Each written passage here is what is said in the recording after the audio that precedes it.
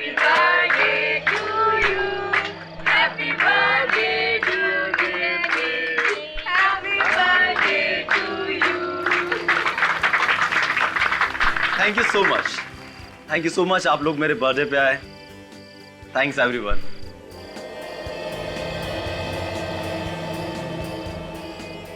Happy birthday भैया, very very happy birthday. आप जुग जुग जुग, और आपको ना मेरी भी उम्र लग जाए। Thank you so much my cutie pie sister. Have it. Ritvik, पहले मुझे।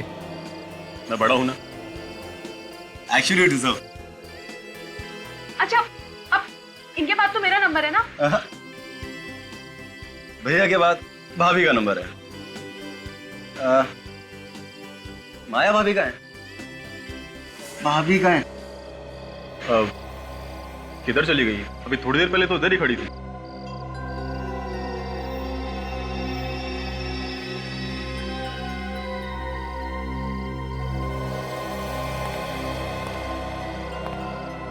किधर है माया? तुम्हें किसके लिए रखा गया है? ध्यान नहीं रख सकते थे उसका? मैम वो अभी यहीं थी, उनको भूख लगी थी तो वो कुछ खाने के लिए काउंटर की तरफ गई थी। मुझे नहीं पता वो कहाँ चली गई अचानक से। अगर मेरी बीवी कहीं भी चली गई और उससे कुछ भी हुआ तो फिर देखना मैं तुम्हारा क्या हाल करता हूँ। अरे भैया आप इतना टेंशन क्यों ले रहे हो? भाभी यहीं गई होंगी। आप प्लीज रिलैक्स हो जाओ। मार डाला, उसने मार डाला। अन्ना, वो उसने मार डाला। उसने मार डाला, उसने मार डाला उसको। माया होश में आओ। किसने मार डाला और किसको? अनुष्का ने ऋत्विक को मार डाला। उसने खून कर दिया उसका। क्या हुआ भाभी? क्या हुआ? तुम? हाँ भाभी, मैं तो जिंदा हूँ। इसकी लाश तो वहाँ पड़ी हुई है। मैं सच बोल रही हूँ। हाँ? लगता है इसे झटका लगा है। इसके दिमाग की हालत अभी ठीक नहीं है। अर्नव, प्लीज इसका दिमाग की इलाज किसी अच्छे डॉक्टर से कराओ। अर्नव, मैं बिल्कुल ठीक हूँ। अनुष्का तुम झूठ बोल रहे हो। मैंने तुम्हें देखा है। तुमने ऋत्विक का खून किया है। तुमने इसी गन से उसको मारा है। तुमने खून किया है ऋत्विक का। माया, कुछ नहीं हुआ है, ये सिर्फ तुम्हारे दिमाग का वहम है। ये मेरा कोई वहम नहीं है। वहाँ ऋत्विक की लाश पड़ी हुई। तुम मेरे साथ चलो, मैं तुम्हें दिखाती हूँ। आ मेरे साथ। उसकी लाश वहीं पड़ी। हाँ, वहाँ पर है।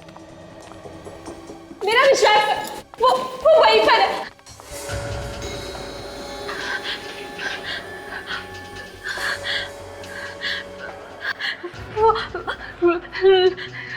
लाश तो यही थी।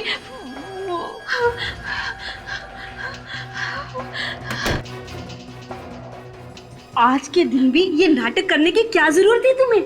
आखिरकार तुमने सारे मेहमानों के सामने हमारी इज्जत उछाल कर रखी थी। यही चाहती थी ना तुम? माँ, रहने दो ना। आपको तो पता ही है भाभी की दिमागी हालत। तुम मर चुके हो।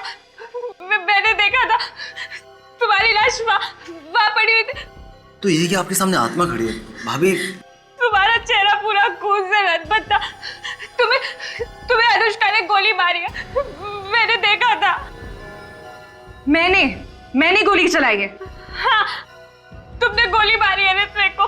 मैंने खुद से देखा और फिर तुम कॉरिडोर में भाग गई। मैंने तुम्हारा पीछा किया। तुम्हारी ये गन पड़ी हुई थी। ये गन मैंने उठाई है। कम ऑन माया, मैं लोगों के साथ बाहर थी, अभी तुमने देखा ना, तो फिर मैं यहाँ कैसे आ सकती हूँ? माया जी, आप आराम कीजिए। यहाँ कुछ भी नहीं हुआ है। हुआ है, यहाँ ऋत्विक का खून हुआ है। अनुष्का ने ऋत्विक का खून किया है, मैंने देखा है। भैया, आप भाभी को घर लेके जाओ। और भैया, भाभी के हाथ से एक गन ले लो, ये किसी को गोली ना मारे। मैंने कोई गोली नहीं मारी है। ये गोली अनुष्का ने मारी है, उसने खून किया है। तुम लोग मेरी बात का विश्वास करो। मैं गन दो। अनुष्का ने खून गन दो। बस बहुत हो गया अभी। हाँ, अब चलो, अब चलो, मैंने बोला।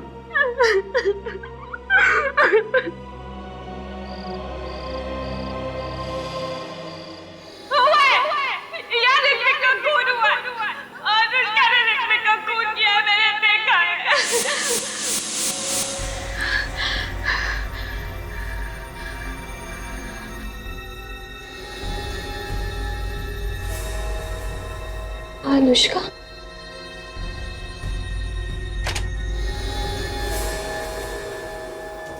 तूने मुझे खून करते हुए देखा था ना, अब तू भी नहीं बचेगी। तुझे भी मरना होगा। नहीं! क्या हुआ माई जी? मार डालेगी। मैं मरना नहीं चाहती। क्या हुआ माया? क्या हुआ? क्या हुआ माया? पता नहीं सर, ये सोते सोते अचानक से चौंक गई और कह रही है कि ये कोई मारना चाहता है। कौन मारना चाहता है माया? वो वहाँ पर खड़ी है, अनुष्का। वो मुझे मार डालेगी।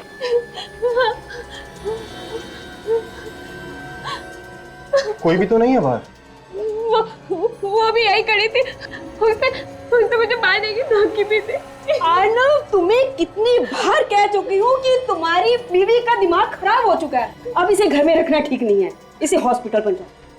कैसी बात कर रही है आप मॉम? अरे कुछ नहीं हुआ उसको, ठीक हो जाएगी वो। जब इतने दिन तक ठीक नहीं हुई तो अब क्या खाक ठीक हो जाएगी? मैं झूठ नहीं बोल रही हूँ, आप लोग मेरा विश्वास कीजिए। वो मार डालेगी मुझे, मैं मरना नहीं चाहती। माया, ये वहम निकाल दो अपने दिमाग से प्लीज, और अभी सो जाओ। रिया, माया का ध्यान रखना।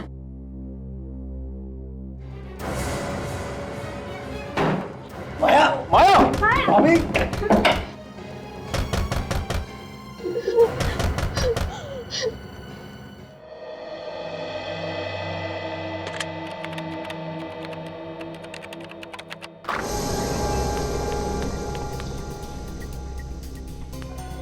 बचा लीजिए, मुझे बचा लीजिए। वो मुझे मार देगी। वो मुझे जान से मारना चाहती है। देखो, मुझे बचा लीजिए। देखो, घबराओ मत, घबराओ मत। अब तुम यहाँ पर आ गई हो ना, तुम्हें कोई कुछ नहीं करेगा। बैठो, बैठो। वो मुझे मार डालेगी। वो मार देगी मुझे। क्या नाम है तुम्हारा? कौन हो तुम? माया। माया। अच्छा माया, बताओ कौन मारना चाहता है तुम्हें? वो मेरे घर की खिड़की के बाहर खड़ी थी और उसके हाथ में गन भी थी। वो मुझे मार देगी। निखिल, जरा पानी लेकर आओ। मार देगी वो। उसके हाथ में गन थी और उसने तुम्हें मारा नहीं? मैं भाग के यहाँ पर आ गई। अच्छा माया, बताओ कौन है वो जिसने तुम पर गन तान के रखी थी? वो अनुष्का एक खून कर चुकी है वो, और अब मुझे मारना चाहती है। अनुष्का? किसका किसका खून किया है अनुष्का ने? आपके बिजनेस पार्टनर ऋत्विक का खून कर चुकी। तुमने देखा खून होते हुए? तुम्हारे सामने हुआ खून? और उसके बाद उसने तुम्हें मारने की कोशिश की? सर, कुछ गड़बड़ है। माया, शांत हो जाओ और जरा डिटेल में बताओ, क्या क्या देखा तुमने?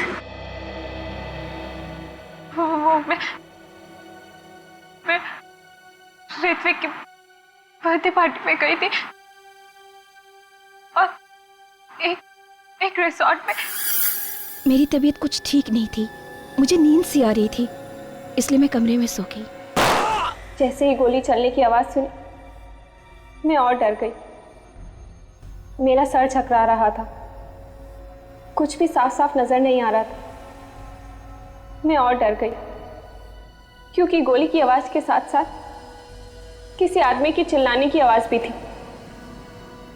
जैसे ही मैंने आंखें खोली और देखने की कोशिश की, मैं और भी डर गई। फिर कुछ समझ ही नहीं आ रहा था कि मैं वहां पर क्या कर रही हूं। जैसे ही मैं दरवाजे पर पहुंची, ऋत्विक की लाश पड़ी थी। तब तक मुझे सब कुछ साफ दिखाई देने लगा था, इसलिए मैं ऋत्विक को उसके कपड़ों से पहचान गई, क्योंकि उसके चेहरे पर खून ही खून लगा हुआ था। इसलिए मैं मदद के लिए चिल्लाते हुए बाहर निकली। ये तो अनुष्का। अनुष्का, रुको अनुष्का। गन?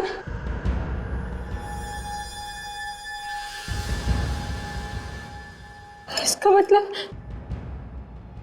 अनुष्का ने ऋत्विक का खून किया।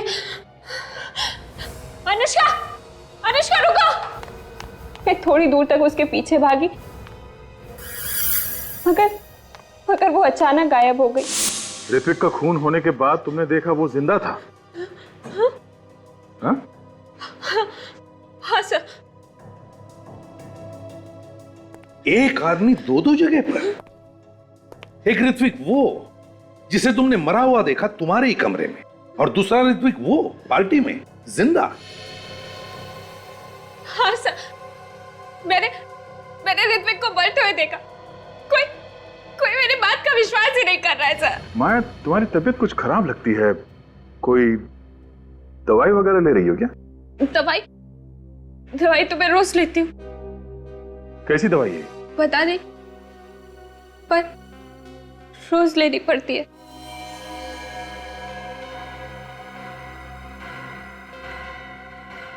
माया, हम तुम्हारे घर वालों से मिलेंगे।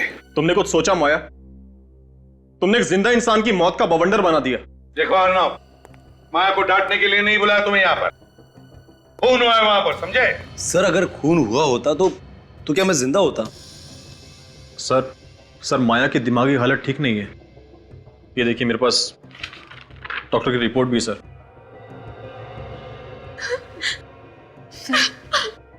मैं माया जी को अंदर लेकर जाऊं? इन सब बातों से इनके दिमाग को बुरा असर पड़ेगा। ठीक है, लेकर जाओ। काजल, ध्यान रखना इस पर। आइए।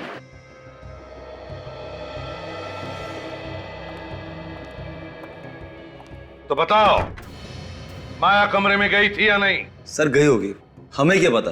वैसे भी ये अर्णव उसे खुद ही ढूंढ रहा था। तुम लोग भी तो ढूंढ रहे थे ना? नहीं, ये दोनों आपस में झगड़ा कर रहे थे। झगड़ा तो चल रहा था, लेकिन इसका ये मतलब नहीं कि वो कुछ भी कहेगी और ऐसे इल्जाम लगाएगी हम पर। किस बात को लेकर झगड़ा हुआ था तुम लोगों में? वो ऋत्विक ने मुझसे कुछ पैसे लिए थे, आज तक लौटा नहीं पाया, तो इसी बात पर हमारे बीच झगड़ा हो रहा था। तुम भी तो गई थी ना माया के घर उसे मारने के लिए? नहीं सर, वो झूठ बोल रही है। मैं तो अपनी स्टूडियो में थी। कोई सबूत है? हाँ सर, गवाह भी है और सबूत भी। आप चाहते हैं तो मैं आपकी बात करवा दूंगी। ठीक है, सबूत भी देख लेंगे। ये बताओ, ये गन माया के पास आई कैसे? बोलती क्यों बंद है तुम तीनों की? कि माया सच तो नहीं बोल रही? खून हुआ है वहां पे, ऋत्विक का नहीं तो किसी और का। सर, हम मानते हैं कि माया के हाथ में गन थी सर, लेकिन अगर उस कमरे में किसी का खून हुआ होता तो कम से कम वहां पे लाश तो मिलती, या फिर कमरे में कहीं ना कहीं खून के धब्बे तो मिलते सर। ठीक है, इस बार हम तीनों को छोड़ रहे हैं, लेकिन ध्यान रखना, अगर जरूरत पड़े तो फिर से बुला लेंगे। जी जा सकते हो तुम लोग। सर, कुछ ना कुछ तो हुआ है उस कमरे में। हाँ अभिजीत, कुछ तो हुआ है। लगता है इस माया की बातों में सच्चाई है, लेकिन समझ में नहीं आता है कि ये गन माया के पास आई कहां से। सर, माया ने बताया कि उसने गोली चलने की आवाज सुनी थी। इस गन पे साइलेंसर लगा हुआ है, तो उसने आवाज सुनी कैसे? सर, लगता है दो बार गोली चली है। एक बार साइलेंसर के साथ और दूसरी गोली चली है बिना साइलेंसर के। मान लिया सचिन, लेकिन पहली गोली किस गन से चली? साइलेंसर वाली गन से या बिना साइलेंसर वाली गन से? वहां जो कुछ भी हुआ है उस होटल के कमरे से ही पता चल जाएगा। वहां भी अंधाधुंध गोलियां चली है सचिन। सर, लेकिन माया कह रही थी कि उसने एक ही गोली की आवाज सुनी है, बाकी गोलियों की आवाज उसने सुनी क्यों नहीं? वही तो। और तो और, इतना बड़ा रिसोर्ट है, सैकड़ों लोग यहाँ पर काम करते हैं, फिर भी किसी को पता कैसे नहीं चला कि यहाँ पर खून हुआ है? इतनी गोलियां चली है। क्यों सर? ना तो कोई कमरे में लाश मिली और ना ही कोई खून का निशान। तो क्या वो औरत झूठ बोल रही है? उसने अपनी आंखों से देखा ना खून होते हुए? सर वो और सन की लगती है, पूरे होटल में गन लेकर घूम रही थी हाथ में, सब लोग डरे हुए थे उससे। बाहर जाके खड़े हो जाओ। सर ये माया तो ये भी कह रही थी कि लाश दरवाजे के पास यहाँ अंदर पड़ी थी घर में, और दरवाजा बंद था, तो फुरखुनी ने गोली चलाई कहां से होगी? सचिन, माया ने यह भी कहा कि वो दरवाजा खोलकर बाहर गई। इसका एक ही मतलब हो सकता है कि खूनी इस तरफ दरवाजे के बाहर खड़ा था। अगर वो दरवाजे के बाहर खड़ा था तो फिर उसने गोलियां कैसे चलाई? ये देखिए सर, अजीब सा कांच का टुकड़ा है सर, पेट के नीचे मिला। वाकई अजीब सा टुकड़ा है ये, ना किसी बल्ब या ट्यूबलाइट का है, ना फिर किसी फोटो फ्रेम का। जरा मैग्नीफाइंग ग्लास दे दो। ये तो कॉन्वेक्स लेंस का टुकड़ा है, कॉन्वेक्स लेंस का टुकड़ा। कॉन्वेक्स लेंस तो पीप होल में लगाया जाता है। मगर सर दरवाजे को देखकर तो नहीं लगता है कि इसका पीप होल बदला गया है। हाँ काजल, ना सिर्फ पीप होल बदला गया है बल्कि ये दरवाजा भी बदला गया। दरवाजा बदल दिया क्या? हाँ दरवाजा भी बदला है। इधर आओ। कमरे का दरवाजा किसने बदला? सर रिसोर्ट में रेनोवेशन काम चल रहा है, शायद किसी ने बदल दिया हो। काम चल रहा है, शायद किसी ने बदल दिया हो। तो फिर वो बड़ा पुराना दरवाजा। सचिन काम करो, तुम और काजल जाओ और देखो कहीं पर ये दरवाजा मिलता है क्या। सर हाँ सर, एक बात तो समझ में आ गई, गोली पीप होल से ही चली है, दरवाजा भी अंदर से बंद था, फिर लाश कैसे गायब हो गई सर? हाँ, गोलियां पीप होल से चली है और दरवाजा अंदर से बंद था, तो फिर लाश को यहां से गायब कैसे किया गया?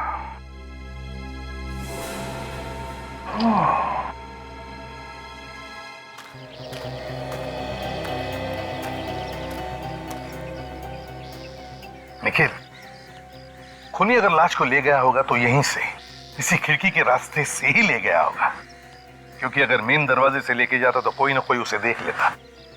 हाँ सर, अगर घायल भी हुआ होगा तो भी यहीं से गया होगा सर। सिक्योरिटी, अरे सुनो। सलाम साहब। यहाँ पर कल रात को जो बर्थडे पार्टी थी, जी, उस वक्त ड्यूटी पर कौन था? तुम दोनों थे?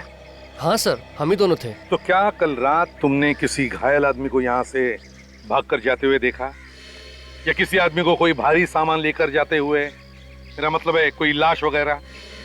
नहीं सर, हमने नहीं देखा। ऐसे मुंह उठा के मत बताओ, बिना सोचे बिना याद किए। ठीक से बताओ, याद करो, बताओ देखा तुमने?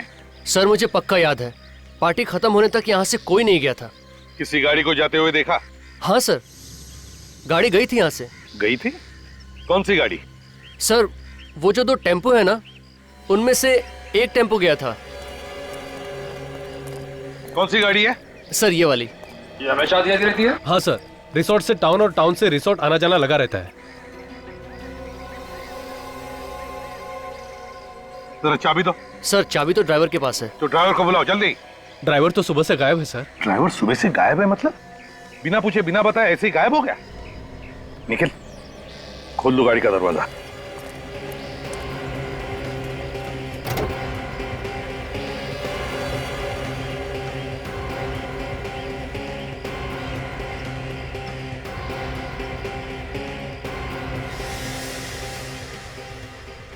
गाड़ी तो एकदम साफ कर दी है। सर ड्राइवर ने बिना पूछे गाड़ी धुलवा डाली थी, उसकी वजह से उसे मैनेजमेंट से बहुत डांट पड़ी थी। बिना पूछे उसने गाड़ी धुलवा दी? जी। अगर कोई खून या उंगलियों के निशान हो तो वो भी धुल गए होंगे।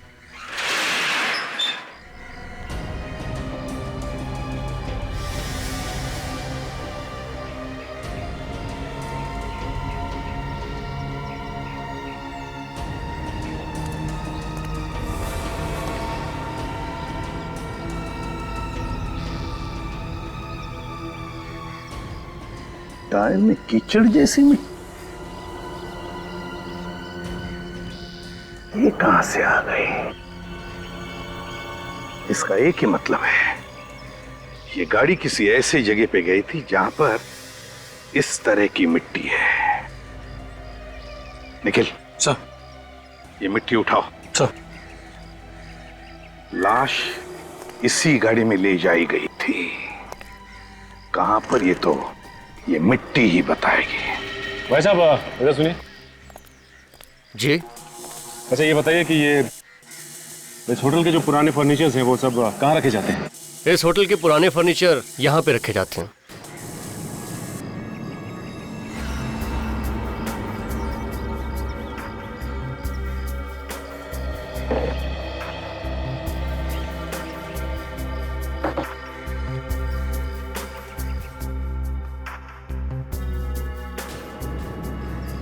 काजल, लगता है वो दरवाजा इसके पीछे ही बंद कर दिया। संभल के।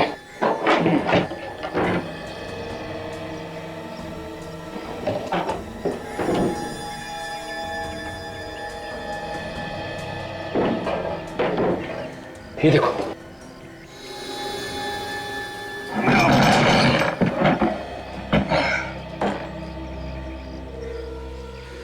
लगता है काजल ये दरवाजा वही है।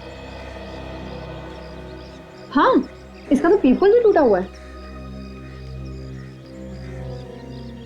इसका मतलब काजल गोली यहीं से चलाई गई है। ये जो 3 गोलियां हमें रिसोर्ट के कमरे में से मिली थी वो उसी गन से चली है जो माया के पास थी। फॉरेंसिक का रिपोर्ट भी यही कहता है। मतलब सर ये तीनों गोलियां साइलेंसर वाली गन से चली है, इसीलिए माया को गोली चलने की आवाज नहीं आई। बस सर उस गोली का क्या हुआ जिसकी आवाज माया ने सुनी थी? या वाकई अगर खून हुआ है जिसे माया ने देखा है तो गोली अभी भी उसी लाश में ही होनी चाहिए। मगर सर लाश कहां पर है? खूनी को वहां से लाश ले जाते हुए किसी ने देखा कैसे नहीं? हाँ ये बात तो है, बड़ी प्लानिंग के साथ सब कुछ किया गया है दया, वरना इस अनुष्का और ऋत्विक के जैसा ही ड्रेस कोई क्यों पहनता? हाँ सर, और ये सब इसलिए किया गया ताकि माया को किसी तरह से ये खून होते हुए दिख जाए और उसका दिमाग खराब हो। मगर सर कोई माया को पागल क्यों बनाना चाहेगा? कोई ना कोई तो वजह जरूर है, कोई ना कोई तो वजह है। एक बात और सर, अगर ये सब एक प्लान था तो हो सकता है जो आदमी मारा गया है उसे मालूम ना हो कि उसकी मौत होने वाली है। वो तो बेचारा कोई छोटा मोटा एक्टर होगा जो इसमें फंस गया। हाँ बेचारा। इस खूनी ने उसे झूठ बोलकर पटा लिया होगा सर। उसने बताया होगा कि कोई नाटक करना है जिसमें ऋत्विक के कपड़े पहनने हैं और फिर सचमुच गोली मार दी उसे। मगर सर एक बात अभी तक समझ में नहीं आ रही है, वो आदमी सचमुच मर चुका है या फिर सिर्फ घायल हुआ है? और एक बात, वो लड़की जिसने अनुष्का जैसी ही ड्रेस पहनी थी, वो ड्रेस आई कहां से? अब अनुष्का 2 ड्रेस तो नहीं बनाएगी बिल्कुल वैसी की वैसी ही। इस अनुष्का से पता लगाना चाहिए कि उसने वो ड्रेस कहां पर बनवाई थी। वहीं से पता चलेगा कि कौन है ये दूसरी लड़की जिसने वैसी ही ड्रेस बनवाई थी। वही खूनी है दया, वही खूनी है। बॉस दरवाजे को तो एकदम साफ सूफ करके रख दिया गया है। बहुत ही होशियार खूनी है, फिंगरप्रिंट्स भी एकदम साफ कर दिए। सण की गोली तो पीपोल में से ही चली है ना? हाँ, गोली पीपोल से ही मारी गई है। और कोई खून वगैरह मिला दरवाजे पर? नहीं, दरवाजे पर कोई खून नहीं था। किसी ने उसे भी साफ कर दिया? बड़ी प्लानिंग के साथ मर्डर किया है, खून ही साफ कर दिया। अरे फ्रेडी, दरवाजे पर खून होता तो साफ करता ना, खून था ही नहीं दरवाजे पर। अब मेरा दिमाग चकराने लगेगा सर। गोली चली, खून हुआ, मगर खून नहीं निकला। अरे यार गोली चलेगी तो खून निकलेगा। अरे तो सर फिर खून गया तो गया कहां? और अगर सर किसी को गोली लगेगी तो थोड़ा बहुत खून तो उड़ेगा ही ना? थोड़ा बहुत खून तो जरूर उड़ेगा, लेकिन इस दरवाजे पर जरा भी खून नहीं था।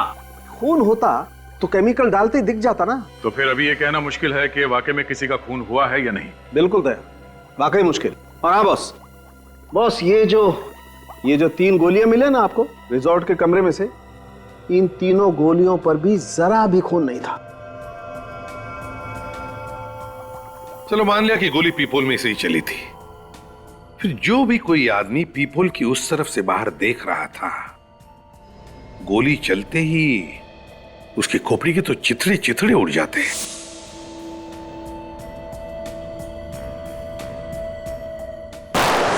सर ये भी तो हो सकता है कि खोपड़ी के छितड़े ना उड़े हो और गोली अभी भी उसकी खोपड़ी में हो जिसे गोली लगी। हो सकता है, बिल्कुल हो सकता है। सर जो मिट्टी आप लोगों को टेम्पो के टायर में से मिली है वो समुद्र के किनारे की है। उसमें से मुझे छोटे छोटे पत्थर के टुकड़े और सी शेल्स मिले जो अक्सर बीचेस पे पाए जाते हैं। इसका एक ही मतलब है दया, खूनी ने लाश को टेम्पो में डाला और समुद्र के किनारे ले गया। रिसोर्ट के आसपास जो भी बीच है, लाश वहीं पे मिलेगी।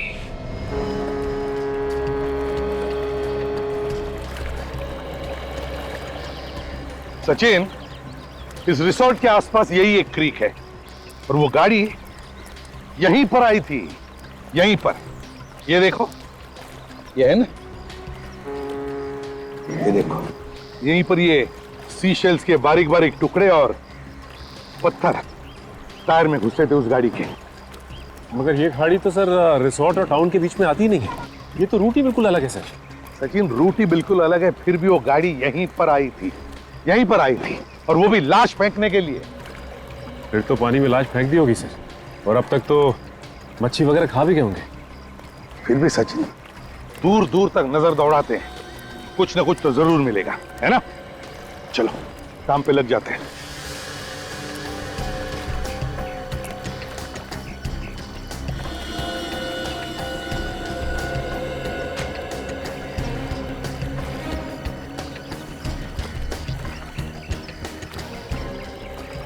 हाँ सचिन। कुछ नहीं सर।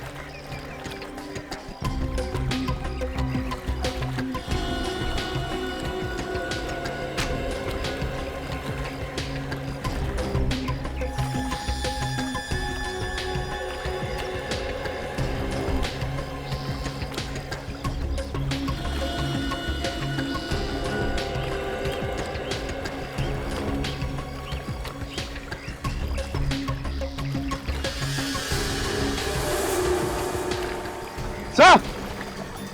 हाँ सचिन।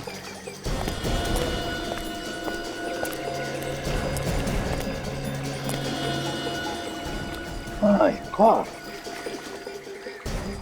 लाश इसे पलटा था।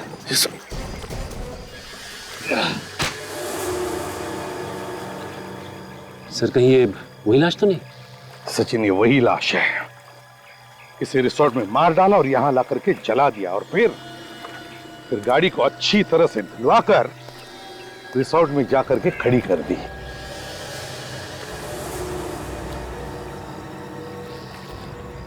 सर। हाँ सचिन। ये देखिए सर। ये क्या है? ये तो कोई लोहे का टुकड़ा दिखता है, पिघला हुआ। लेकिन सर क्या हो सकता है ये? सचिन, अगर यहां पर है तो ये जरूर कोई ना कोई सबूत तो है ही है, कोई ना कोई सबूत तो है।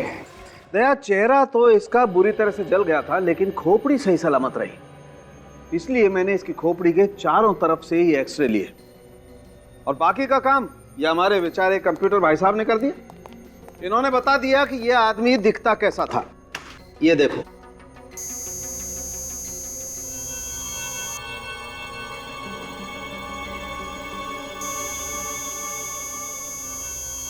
चलो, अब तो माया के परिवार वालों में से कोई तो इसे पहचान ही लेगा। और नहीं पहचाना तो? अब नहीं पहचाना तो अब सर, मुझे तो लगा था कि केस खत्म हो गया। गड़बड़ हो सकती है फेडी।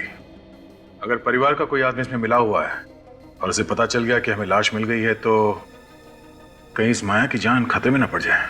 मगर सर, इस आदमी के बारे में पूछताछ तो करनी पड़ेगी। ये है कौन, और इसे ऋत्विक जैसे कपड़े क्यों पहन रखे थे? देखो भाई, मैं आप लोगों को इतना तो बता सकता हूँ कि इस आदमी की उम्र 35 से 40 साल के बीच में थी। कुछ और पता चला डॉक्टर साहब? हाँ दया, इस आदमी की कलाई की रिस्ट की हड्डी टूटी हुई थी, ये देखो, और इसने प्लास्टर लगाया हुआ है। प्लास्टर लगा हुआ है? मतलब हड्डी अभी अभी हाल ही में टूटी होगी? बिल्कुल। तो किसी हॉस्पिटल में जाके उसने प्लास्टर लगवाया होगा। इस हॉस्पिटल को हम लोग ढूंढ सकते हैं। हाँ सर, इस आदमी के खोपड़ी में से जो गोली मिली थी वो इस गन से नहीं चली, और जो पिघला हुआ लोहे का सामान मिला था वो एक्चुअली एक गन थी। अच्छा, तो जो 3 गोली चली उस कमरे में, वो इस गन से चली थी जो माया के पास थी, जिसपे साइलेंसर लगा हुआ था।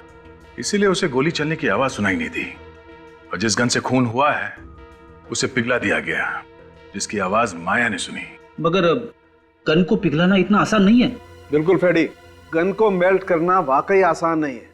बहुत हाई टेम्परेचर चाहिए, लगभग 1530 डिग्री का टेम्परेचर चाहिए, तभी जाकर के गन का लोहा पिघल सकता है। और दया, ये काम कोई लोहार या कोई वेल्डर ही कर सकता है।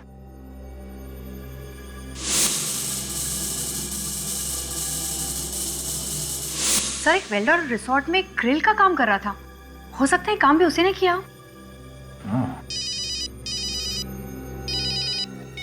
हाँ निखिल, गुड। उसे पक्का मालूम है? ठीक है। क्या हुआ सर? अनुष्का ने जो ड्रेस पहन रखी थी, ठीक वैसी ड्रेस किसी आदमी ने बनवाई है। पहले इस वेल्डर को पकड़ते हैं, उसका मुंह खुलवाना पड़ेगा।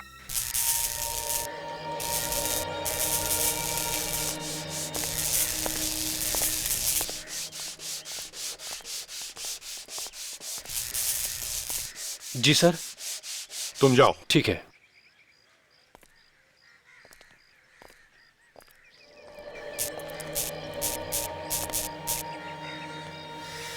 अरे सर, आप खूनी का पता चला? नहीं, अब तक पता नहीं चला, लेकिन बहुत जल्दी पता चल जाएगा। साहब, खूनी जरूर पकड़ा जाना चाहिए। एक बात बताओ, ये जो तुम्हारा वेल्डिंग का रॉड है ना, इसमें से कितना टेम्परेचर बाहर निकलता है? पता नहीं साहब, मगर आप ये सब क्यों पूछ रहे हैं? आप नहीं, एक गन का हलवा बनाना है। गन? हाँ। कैसी गन? मैं किसी गन के बारे में नहीं जानता। सचिन, जरा बता दो, गन। हाँ, ये बताओ कि जिस रात खून हुआ उस रात तुमने किसी की गन मेल्ट की थी? हाँ, की थी। किसकी गन थी वो? मालूम नहीं साहब। सर, इससे पहले कि कोई आ जाए, इसको अपना कमाल दिखा दो। ठीक कह रही हो काजल तुम। ये क्या कर रहे हो साहब आप? अरे साहब, गोली चल जाएगी साहब, गोली चल जाएगी। सर, गोली में चलाना सर। ये क्या कर रहे हो साहब आप? ये मर जाएगा उस आदमी की तरह। साहब, गोली चल जाएगी साहब।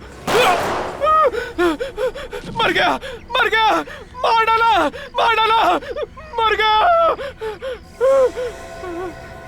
पता चला गोली कैसे चलती है? बिना गोली चले कैसे दर्द हुआ? सोचो उसे कितना हुआ होगा दर्द जिस पर ये गोली चली थी। बर्थडे पार्टी में आई थी वो साहब, ज्यादा उम्र नहीं थी उसकी, जवान थी साहब। कौन हो सकती है वो औरत? कौन हो सकती है? साहब, पार्टी के बाद एक आदमी ने उसको आवाज लगाई थी और पूछ रहा था कि माया को तुमने अकेला क्यों छोड़ दिया? तुम पहचान लोगे उसे? हाँ साहब। सर, आप लोग यहाँ मेरे घर में? क्यों? हमारा यहाँ आना मना है क्या? नहीं सर, ऐसी कोई बात नहीं है। आप लोग अचानक ऐसे आ गए। खैर, कुछ पता चला उस रात किसका खून हुआ था और किसने किया? घबराइए नहीं अनुष्का जी, हमें यह तो पता चली गया है कि आपके जैसी ड्रेस कौन लेके आया। कौन मेरे खिलाफ साजिश कर रहा है? आप बस उसका नाम बताइए। मैक्स, पता चल जाएगा। वो यहीं रहता है, इसी घर में। मेरे घर में? हाँ, और उसकी हिम्मत तो देखिए, यहीं इस घर में रहता है और वो माया को पागल बनाने की कोशिश कर रहा था और आपको पता ही नहीं चला। नहीं नहीं, ये कैसे हो सकता है सर? जानती हो इसे? ज्ञान? हाँ, ज्ञान। जी हाँ, ये मेरे पति हैं। ये तुम्हारे पति हैं? हाँ, क्यों? अनुष्का जी, उस रात होटल में इन्हीं का खून हुआ था।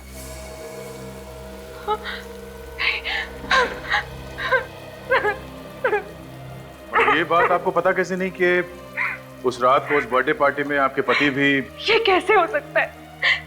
ज्ञान तो यहाँ था ही नहीं, वो तो एक हफ्ते पहले ही यूएस गया था। पर वो यूएस गया ही नहीं, क्योंकि वो भी इस प्लान में मिला हुआ था, पर उसे अंदाजा नहीं था कि इस सब में वो खुद मारा जाएगा। ज्ञान के दोस्तों का एड्रेस या टेलीफोन नंबर मालूम है आपको? तो प्लीज बताइए। जी सर, मैं आपको ज्ञान के खूनी को ढूंढने में जरूर मदद करूंगी। सर, देखने में बहुत शरीफ लग रही थी। कोई कह नहीं सकता कि वो ऐसा काम कर सकती है। हाँ निखिल, कुछ लोग जैसे दिखते हैं वैसे होते नहीं हैं। अगर वेल्डर हमें नहीं बताता कि वो लड़की रिया ही थी जो उसके पास गन लेकर गई थी, तो हमें पता भी नहीं चलता उसके बारे में।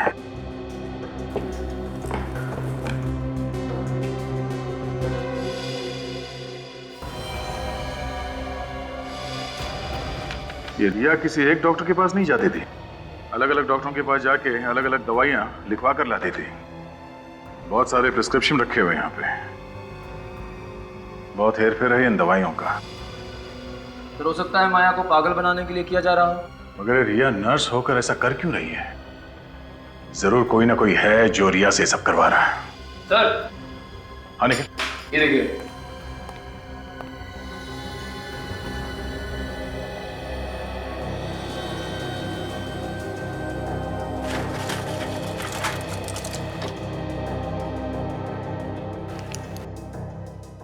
दवाइयों में नाम नहीं लिखा है। सर, इंजेक्शन भी बहुत सारे हैं सर, हो सकता है दवाइयां नकली हो। ये नर्स लोगों को बचाने का काम कम करती है, लोगों को मारने का काम ज्यादा। हाँ सचिन, इस रिया का मोबाइल के बारे में पता चला? उसकी लोकेशन क्या है? नहीं पता चला। अच्छा, मालूम हुआ कि वो ज्यादा किससे बात करती थी? हाँ, क्या नाम है उसका? ज्ञान। ठीक है, इस ज्ञान का एड्रेस निकालो। निखिल सर, ये सारी दवाइयां उठा लो। Okay sir. ये दवाइयां हमारे लिए सबूत का काम करेंगी। सच बोल रहे हो? वाकई मालूम नहीं तुम्हें विज्ञान क्यों रुका था होटल के कमरे में? नहीं सर, नहीं मालूम। ज्ञान ने तो कहा था कि वो कहीं 7 दिनों के लिए बाहर जा रहा है अपनी पत्नी अनुष्का के साथ, कहीं इंडिया से बाहर। ये ज्ञान तुम्हारा दोस्त था ना? नहीं सर। सर, जिस ट्राई स्टार होटल में ज्ञान ठहरा हुआ था उसका मैनेजर आ रहा है सर। गुड। तो उसने अपने सारे प्लान दबा के रखे हुए थे, इसीलिए किसी को कुछ नहीं बताया। Manager, try star hotel? हाँ सर, मेरा नाम कंसाकिया है, मैं ही होटल ट्राइस्टर का मैनेजर हूँ। बस तो जल्दी से ज्ञान के बारे में क्या जानते हो बताओ। ये देखिए सर, ये उस टैक्सी का बिल है जिस टैक्सी में होटल का ड्राइवर ज्ञान को ले जाता था। सुरती नगर खान? तुमने ड्राइवर से पूछा नहीं कि ज्ञान वहां पे क्या करने जाता था? पूछा था सर, पर उसे कुछ नहीं मालूम। उसे वो जगह तो मालूम होगी ना जहाँ पे वो ज्ञान को छोड़ता था? हाँ, ये उसे जरूर पता होगा। बस तो वहीं पे पता चलेगा कि ये सारा मामला है क्या। ये फैक्ट्री तो बंद पड़ी, फिर ज्ञान यहाँ क्या कर रहा था? अरे आप लोग कौन हैं और यहाँ क्यों आए? हम लोग सीआईडी से कुछ पूछताछ करने आए। पर मैंने तो कोई गुनाह नहीं किया है। वैसे आप हैं कौन? हर्षवर्धन, इस फैक्ट्री का मालिक। हर्षवर्धन जी, जरा ये देखिए, आप इस आदमी को पहचानते हैं? ये तो ज्ञान है, इसे क्या हुआ? इसका खून हो गया। खून? किसने किया सर? वही पता करने की कोशिश कर रहे हैं हम लोग। वैसे आप ज्ञान को कैसे जानते हैं? सर, ये मेरी भतीजी माया का पति था। क्या? माया का पति? आप होश में है ना? माया का पति कोई और है, वो जिंदा है। देखिए साहब, आपको कुछ धोखा हुआ है। माया का पति यही है और आज ये मेरे पास आने वाला था जायदाद के पेपर्स लेने। किस जायदाद के पेपर्स? वही जो माया की है। ये सब जायदाद का चक्कर है। हर्षवर्धन जी, आप हमारे साथ ब्यूरो चलिए, वहीं दूध का दूध और पानी का पानी हो जाएगा। आर्नव, तुम माया के पति हो? तो फिर ज्ञान कौन है? ज्ञान? कौन ज्ञान? माया का पति। अरे माया का पति मैं हूं, मैं। और आप कैसे अंकल है? मैंने तो आज से पहले आपको कभी देखा ही नहीं। बंद करो तुम लोग ये नाटक। क्या है सब? ये सब जायदाद पाने का चक्कर है। धन के पीछे पड़े सब लोग। माया को जबरदस्ती पागल बनाया जा रहा है ताकि कोई उसका पति बनकर उसकी जायदाद लूट सके। खुद ही देख लो।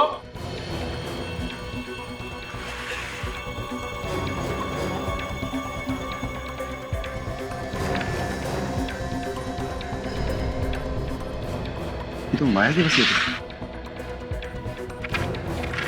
ये सारा झंझट इसी वजह से हो रहा है, इसी वसीयत की वजह से हुआ ये सब। क्या लिखा है इसमें? लेकिन सर, माया ने मुझे इसके बारे में कभी भी नहीं बताया। मुझे भी मेरे वकील ने ही बताया सर। और अचानक एक दिन ज्ञान कहीं से आया और कहने लगा कि माया की तबीयत बहुत खराब है और मैं ही उसका पति हूं। और कोई है माया के परिवार में? माया और उसकी चचेरी बहन मीनाक्षी के अलावा और कोई नहीं है परिवार में। और मीनाक्षी की कई साल पहले पानी में डूबकर मौत हो चुकी है। मैं भी उसका दूर का चाचा हूं। तो इस वसीयत से फायदा किसको होने वाला था? और किसे सर? माया को। मीनाक्षी तो मर चुकी है। मीनाक्षी की लाश मिली थी? वो मुझे नहीं पता सर। और हो सकता है मीनाक्षी अभी भी जिंदा हो और ये सब उसी ने किया है जायदाद के लिए। मगर सर, कोई ना कोई तो बीच में होगा ही जो माया को भी जानता होगा और मीनाक्षी को भी। हाँ, कोई ना कोई तो जरूर है दया, जिसने ये सब चक्कर चलाया है। सर, अब इन दोनों को अरेस्ट कर लेते हैं, यही बताएंगे हमें। मगर हमें क्यों? सर, हमने क्या किया? ज्ञान का खून और माया को ड्रग्स देकर पागल बनाया तुम लोगों ने।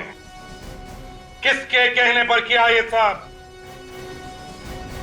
वकील साहब, आदमी को अगर पैसे सपने में भी दिख जाए ना तो उसके मुंह से पानी टपकने लगता है। लालचियों ने मेरी भतीजी माया को पागल बना दिया। मगर इस बात की सजा तो उन्हें मिल चुकी है ना? सजा तो मिल चुकी है वकील साहब, मगर इसका मतलब ये तो नहीं कि माया ठीक हो जाएगी। आप ठीक कह रहे हैं सर, इतनी आसानी से नहीं। अब तो वकील साहब, अब यही एक बंद पड़ी हुई आखिरी फैक्ट्री मेरी जायदाद में बची है। इसे भी बेचकर मैं सारा पैसा ट्रस्ट में जमा करा दूंगा। You are right sir. अब आपका कोई और रिश्तेदार भी तो है नहीं जो इस जायदाद का वारिस बन सके। है। मैं हूँ वारिस। कौन हो तुम? मैं मीनाक्षी हूँ, माया की बहन, जिसे आप लोग मरा हुआ समझ रहे थे। मीनाक्षी? मीनाक्षी, तुम यहाँ कैसे? तुम तो कई साल पहले डूब के मर गई थी। चाचा जी, ये मेरे मेडिकल रिपोर्ट्स हैं।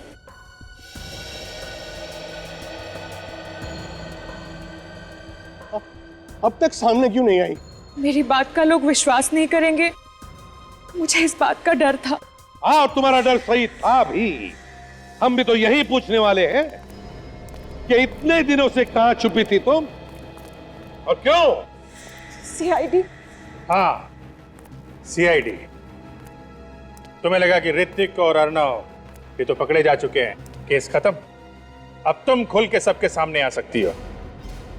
यहाँ आने का रास्ता भी हमने ही खोला है। अनुष्का जी, आई एम सॉरी, मीनाक्षी जी है, ताकि यहाँ खुद आकर तुम कहो कि सारी जायदाद की वारिस मैं ही हूं।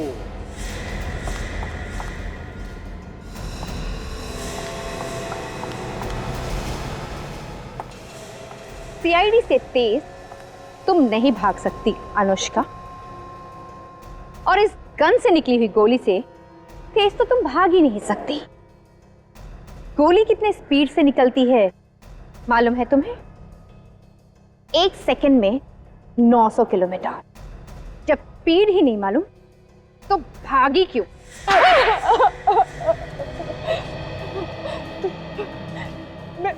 मैं किसी भी हालत में जायदाद खोना नहीं चाहती थी।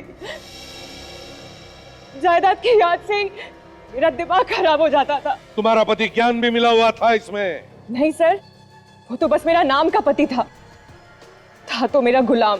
सुना, अपने पति को गुलाम कह रही है। एक जमाना था जब औरतें अपने पति को भगवान मानती थी सर, और ये तुमने अपने पति ज्ञान को ऋत्विक के कपड़े पहना दिए और फिर उस पर गोली चला दी। उस बेचारे को पता भी नहीं चला होगा कि मौत कब आ गई। आधी जायदाद तो तुम्हें वैसे ही मिल जाती, तो फिर उस बेचारी माया को पागल बनाने की क्या जरूरत थी? मुझे पूरी जायदाद चाहिए थी। आधी जायदाद भी तो करोड़ों रुपयों की है। बचपन में ही मेरे माँ बाप मर गए थे, मुझसे सब कोई नफरत करता था, सब माया को ही प्यार करते थे, और ये सब देखकर मैं अंदर ही अंदर रोती थी सर। तो तुमने माया को पागल बना दिया, ऊपर से अपने पति का भी खून कर दिया। अब जिंदगी भर जेल में सड़ते रहना, फांसी का ऑर्डर आने तक।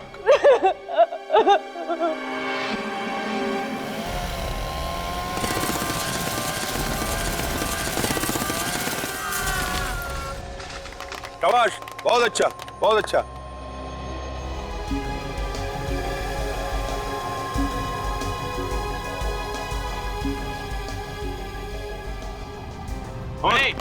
चलो 1 2 गो।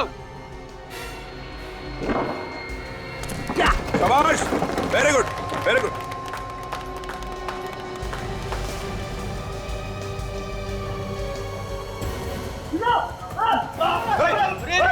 क्या कर रहे हो?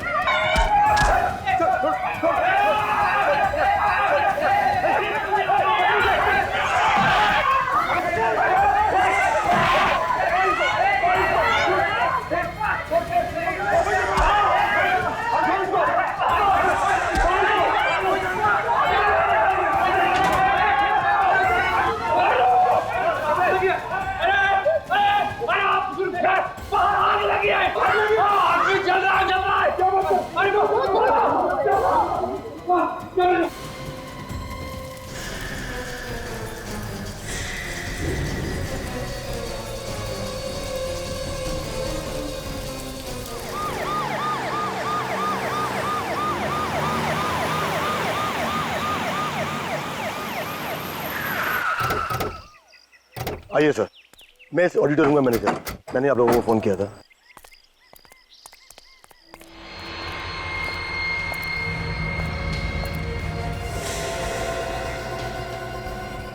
अभिजीत इतनी बुरी तरह से जल गया कि शक्ल भी पहचानने में आ रही है।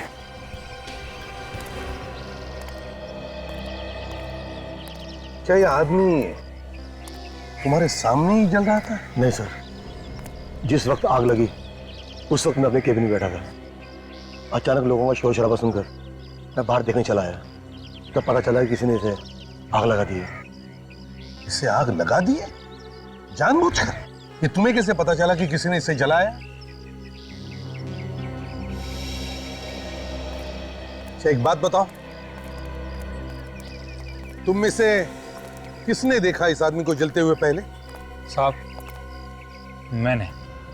मैंने सबको अंदर से बाहर बुलाया। अरे तो इसे बचाने की कोशिश करनी चाहिए थी ना, शायद ये आदमी बच जाता। कोशिश की थी साहब, देखिए मेरा हाथ भी जल गया, पर जब मैं अकेला आग नहीं रोक पाया तो मदद के लिए अंदर दौड़ा। अच्छा, जब तुम सब लोग दौड़कर बाहर आए तब इस आदमी की हालत कैसे थी? क्या तड़प रहा था, चिल्ला रहा था बचाने के लिए? नहीं सर, हम लोगों ने इस आदमी को सिर्फ जलते हुए देखा है।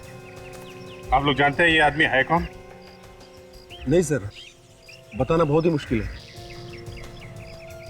कोई नहीं जानता। अभिजीत, एक बात समझ में नहीं आ रही है, ये आग लगी कैसे? ये आग? अगर एक्सीडेंट से आग लगती तो आसपास भी आग लगनी चाहिए थी, क्यों? लेकिन यहां पर ऐसे कुछ भी नहीं है।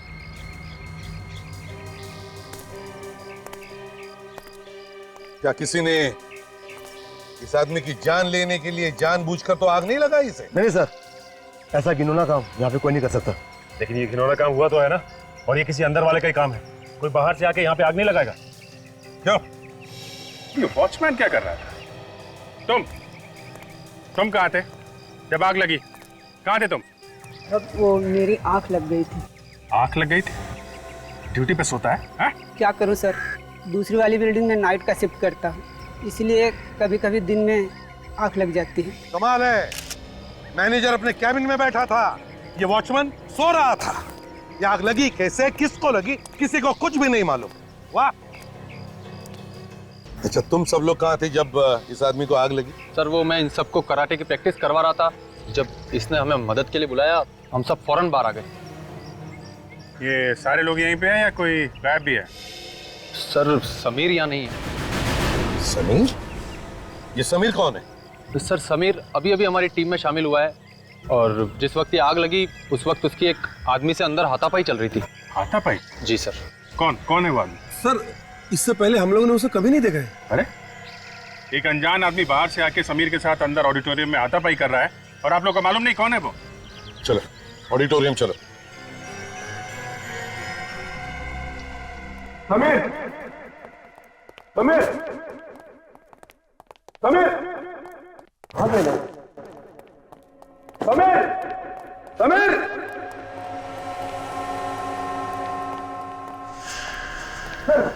ये रहा समीर। ये रुकिए आप। समीर,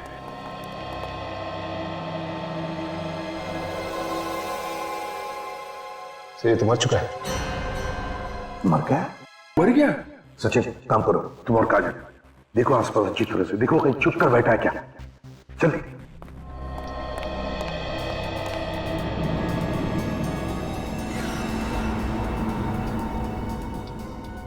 अभिजीत, मान लिया कि झगड़ा हुआ था, लेकिन इसकी मौत हुई कैसे होगी? शरीर पर तो कहीं भी कोई गहरा जख्म दिख नहीं रहा। सर हो सकता है किसी नाजुक जगह पे चोट लग गई हो, ब्रेन हैमरेज हो गया हो या फिर हार्ट अटैक आ गया हो। सर हर जगह देख लिया, वो कहीं भी नहीं है। नहीं सर, कहीं भी कोई नहीं है। लगता है आग का फायदा उठा लिया, समीर को मारकर भाग गया यहां से। सर हो सकता है आग उसी ने लगाई, जब लोग बाहर थे उसी समय उसने समीर का काम तमाम कर दिया। एक बात बताइए, आप लोगों ने उस आदमी को अच्छी तरीके से देखा है? उसका स्केच बनवा सकते हैं? जी। वेरी गुड, स्केच बनवा लो उस आदमी का। अभिजीत चलो काम करो, दोनों भी लाशें फॉरेंसिक लैब में भेज दो, पता चलेगा मौत की वजह क्या थी।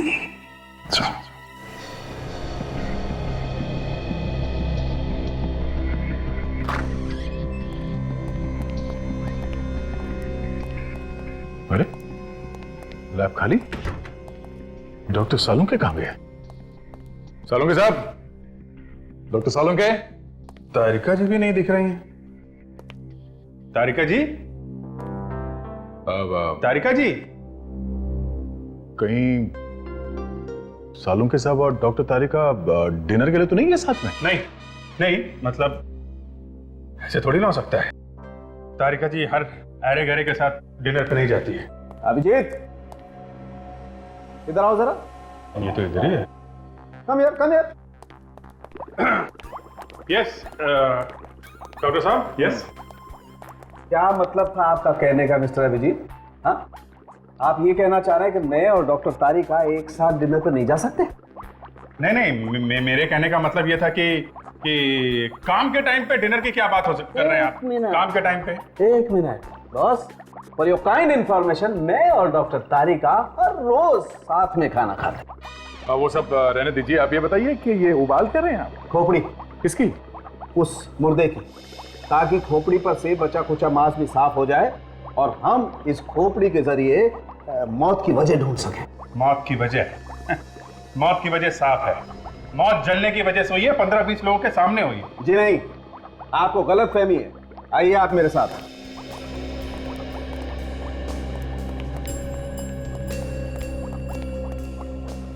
अभिजीत साहब, इस आदमी की मौत 3 दिन पहले हुई। क्या? और आज जो इसे जलाया गया था वो तो इसकी लाश थी। बड़ी अजीब बात है, खूनी को अगर लाश जलानी थी तो किसी सुनसान जगह पे जला देता, ऑडिटोरियम में सबके सामने क्यों? हाँ, और ये लाश 3 दिन से थी कहां पे? अभिजीत वो बाद में सोचेंगे, पहले देखते हैं कि खोपड़ी हमें क्या कहानी सुनाती है। आओ जरा।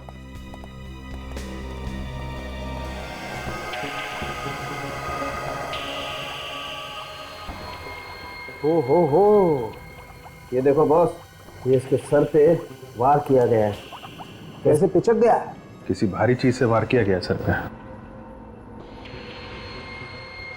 और ये नहीं बॉस, ये इसका चेहरा देखो, ये देखो, लगता है 2-3 बार वार किया है इसके चेहरे पर भी। खूनी को शायद डर हो गया कि कोई इस लाश को पहचान न ले, इसलिए उसने इस आदमी का चेहरा बुरी तरह से खराब कर दिया। खराब कर दिया तो कोई बात नहीं, डॉक्टर सालुंके किस मर्ज की दवा है, ये बना देंगे दोबारा चेहरा। क्यों डॉक्टर साहब? नहीं अभिजीत, इस आदमी का चेहरा तो बुरी तरह से कुचल गया है, चेहरे की हड्डियां भी टूट गई हैं। मैं तो क्या, कोई भी एक्सपर्ट इस आदमी का चेहरा तो नहीं बना सकता। ये लो, हम इनकी तारीफ में कसीदे पढ़ रहे थे। ये बताएंगे इस आदमी की आइडेंटिटी। इन्होंने तो पहले ही हाथ खड़े कर दिए। तारिका जी होती ना। इस आदमी की आइडेंटिटी तक तुम्हें ये एक्सरेज दी जाएंगे। अरे वाह, देखा, डॉक्टर हो तो तारिका जी जैसे, कैसे फटाफट सबूत ढूंढ निकाला। हाँ तो तारिका जी कैसे, क्या बताते हैं ये एक्सरे? इन एक्सरे के मुताबिक इस आदमी की हड्डियां 3 बार टूट चुकी है। 3 बार हड्डियां टूट चुकी थी? एक बार कलाई की, एक बार एड़ी की और एक बार घुटने की। कमाल है, ऐसा क्या करता था ये आदमी जो 3 बार फ्रैक्चर हुआ? ये तो आप लोग पता लगाइए। वो तो हम पता लगा ही लेंगे। अब इस समीर की मौत पे भी कुछ रोशनी डाल दीजिए सारुण के साथ। मुझसे कुछ कह रहे हो क्या? हाँ, मुझसे क्यों पूछ रहे हो? वो खड़ी है ना डॉक्टर तारिका, इंटेलिजेंट डॉक्टर तारिका, तो पूछो ना, डॉक्टर तारिका से पूछ लो, इंटेलिजेंट। अरे डॉक्टर साहब, आप जरा सी बात पे भड़क जाते हैं। अब अभिजीत का वो मतलब नहीं था। वो तो मतलब नहीं था? What do you mean by वो मतलब नहीं था? अच्छा, हाइपोट्रोफिक कार्डियोमायोपैथी क्या होता है, जरा पूछो उससे। हाइपर कार्डियो नहीं, क्या क्या कहा आपने? हो गया ना भाई साहब, मेडिकल की बड़ी से बड़ी डिक्शनरी उठा करके देखोगे ना, नहीं मिलेगा। एक काम करो ना, वो खड़ी है ना डॉक्टर तारिका, उनसे पूछो, वो बताएंगे। हाँ, क्यों नहीं, बताएंगे, बिल्कुल बताएंगे। हाँ। तारिका जी, आप बता ही दीजिए डॉक्टर साहब को, इन्हें पता चल जाए कि आप कितनी इंटेलिजेंट डॉक्टर हैं। एक्चुअली मुझे भी नहीं पता। क्या हो गया ना? हो गया? आइए अब जरा काम की बातें कर लें, आइए। आपको इतना सा भी नहीं पता? बॉस, इस आदमी को हाइपरट्रोफिक कार्डियोमायोपैथी नाम की बीमारी थी। ऐसी बीमारी में आदमी का दिल आम इंसान के दिल से कहीं ज्यादा बड़ा हो जाता है, और जब किसी ने इसके सीने पर मुक्का मारा, इस बेचारे के दिल की धड़कनें बंद हो गई और ये हार्ट अटैक से मर गया।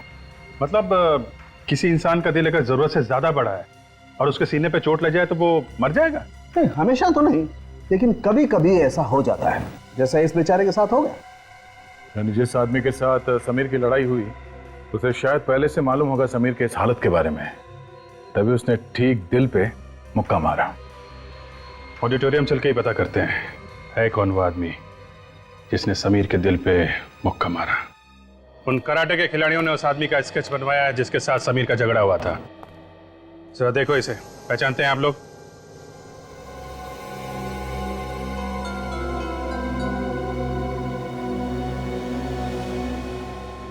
क्या हुआ? हाँ, मुंह पे ताले क्यों लगे हैं? मुजरिम को बचाने वाला भी उतना ही बड़ा गुनहगार होता है। अगर जानते हो तो चुपचाप बता दो। ये केशु है। केशु? कौन है ये केशु? इस ऑडिटोरियम में साफ सफाई किया करता था। करता था मतलब? पिछले हफ्ते मैनेजमेंट ने इसे नौकरी से बाहर निकाल दिया। नौकरी से बाहर निकाल दिया? क्यों? समीर ने इसकी शिकायत कर दी थी। कैसी शिकायत? उसने केशु पर चोरी का इल्जाम लगाया था। अच्छा अच्छा, तो ये बात है। केशु समीर पर बहुत भड़का हुआ था। जाने से पहले उसने समीर को धमकी दी थी कि वो उसे जान से मार देगा, और उसने धमकी को पूरा भी कर दिया। ये केशु रहता कहाँ है? जी, अंबावाड़ी में। अंबावाड़ी? सर, हाँ सर, ये इलाका मैंने अच्छी तरह से देख लिया सर। यहाँ की दीवारें बहुत ऊंची हैं सर, और उसके ऊपर कांच लगे हुए हैं।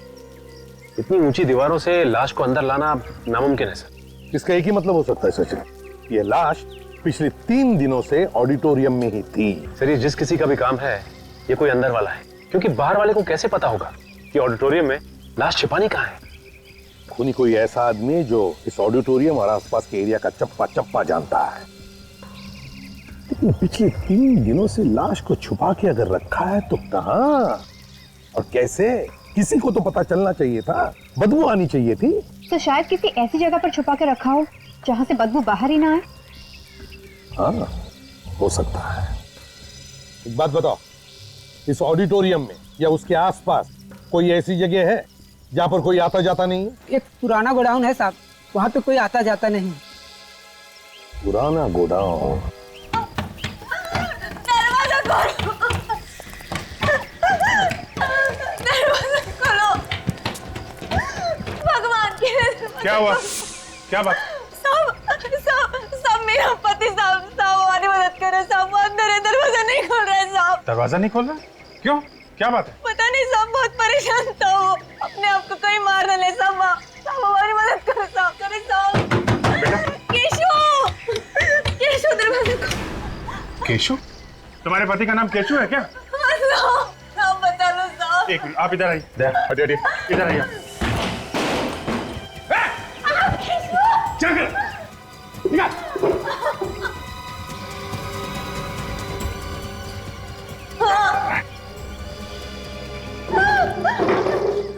अरे केशव, क्या कर रहे थे तुम? क्या कर रहे थे?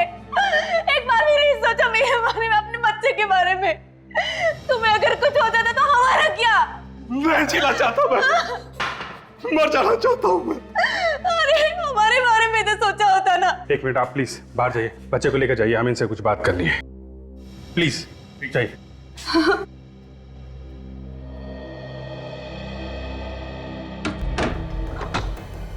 फांसी पे चढ़ने का बहुत शौक है, हैं? तेरा ये शौक कानून पूरा करेगा, समझा? कानून? हाँ कानून। समीर का खून किया ना तूने? समीर मर गया क्या?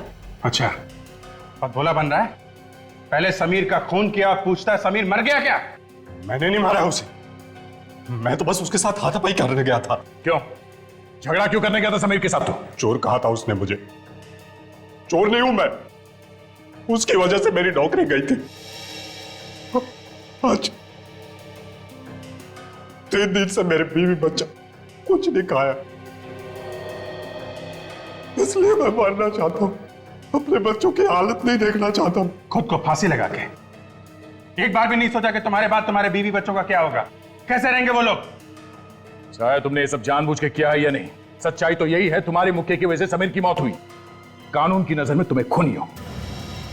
अब रोने से क्या फायदा है? ना तो तुम चोरी करते, ना ये दिन देखना पड़ता। मैं चोर नहीं हूं, मैंने चोरी नहीं किया। फिर समीर ने तुम पे चोरी का इल्जाम क्यों लगाया? तो उससे मैं पूछने गया था कि उसने मेरे पर झूठा इल्जाम क्यों लगाया, और पूछते पूछते खून कर दिया है? तुम चलो, हमारे साथ चलो। मुझे छोड़ दीजिए साहब, मैंने खून नहीं किया साहब। मेरे बीवी बच्चों का क्या होगा साहब? तुम्हारे बीवी बच्चों का ख्याल हम रखेंगे, पर तुम्हारा फैसला अदालत करेगी। चल उठ।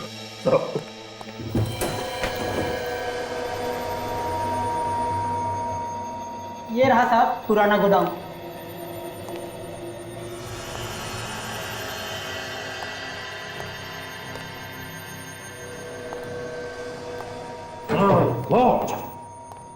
कितनी बदबू! इसका मतलब है लाश को यहीं पर कहीं छुपा के रखा था, इसी जगह में। सचिन, काजल, जगह का कोना कोना छान मारो, देखो अच्छी तरह से कुछ मिलता है क्या।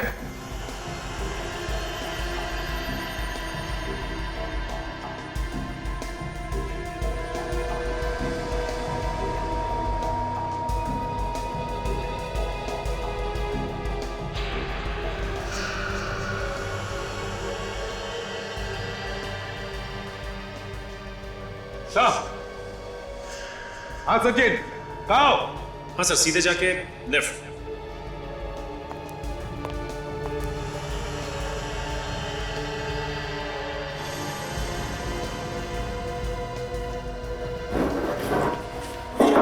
हाँ, ये देखिए, इसमें सूखा हुआ खून लगा हुआ है।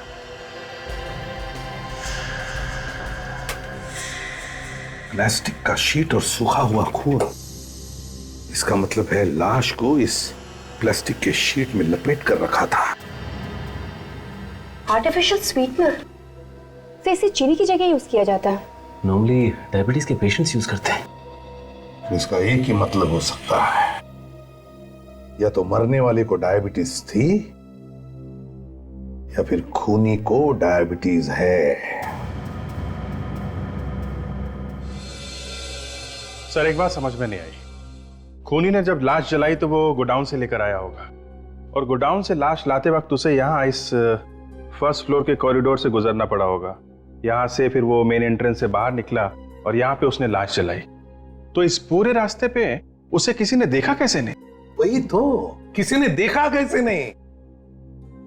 ये कराटे वाले बच्चे ऑडिटोरियम में प्रैक्टिस कर रहे थे, वॉचमैन सो रहा था और मैनेजर कैबिन में बैठा था। बस खूनी ने मौके का अच्छा फायदा उठाया, लाश को जलाया और गायब हो गया। सर जिस वक्त ये सब हो रहा था तब केशव ऑडिटोरियम में चोरी छुपे घुस रहा था, तो हो सकता है उसने किसी को देखा हो कॉरिडोर से लाश ले जाते हुए। हो सकता है। जरा इस केशव को बोला ना। सर कोई ना कोई तो है, ये ऑडिटोरियम वाले या फिर स्टंट ग्रुप में से कोई जो हमसे कुछ ना कुछ छुपा रहा है सर। सर केशव केशु इधर आओ जी। ये ऑडिटोरियम का ड्राइंग है। उस दिन तुम अंदर कहां से घुसे थे और कैसे घुसे थे, बताओ जरा। यहाँ इधर से, ये मेन गेट से मैं जंप करके इधर आया, यहाँ से दौड़ता हुआ सीढ़ियों पर चढ़कर फर्स्ट फ्लोर पर पहुंचा, फिर यहाँ कॉरिडोर से होता हुआ ऑडिटोरियम में गया मैं। जब तुम फर्स्ट फ्लोर पे गए तो क्या तुमने किसी को देखा लाश को ले जाते हुए? हाँ लाश नहीं। जरा अपने दिमाग पर जोर डालो, याद करो। और किसी को देखा वहां पर? हाँ दो आदमियों को देखा था मैंने। 2 आदमियों? हाँ। कौन थे वो? नहीं मैं उनका चेहरा नहीं पहचान सका। वो लोग मेरी तरफ पीट करके खड़े थे। अच्छा, कहाँ पे? ये कॉरिडोर है ना, यहाँ खड़े थे। मैं तो चुपते छुपाते आया था। अच्छा ही वो लोग मेरी तरफ पीट करके खड़े थे। सो हो सकता है केशु को देखकर उन लोगों ने लाश छुपा दी और पीट करके खड़े हो गए। सचिव काम करो, ऑडिटोरियम में फिर से जाओ और अच्छी तरह से पता लगाओ। देखो इन 2 आदमियों के बारे में कुछ पता चलता है क्या।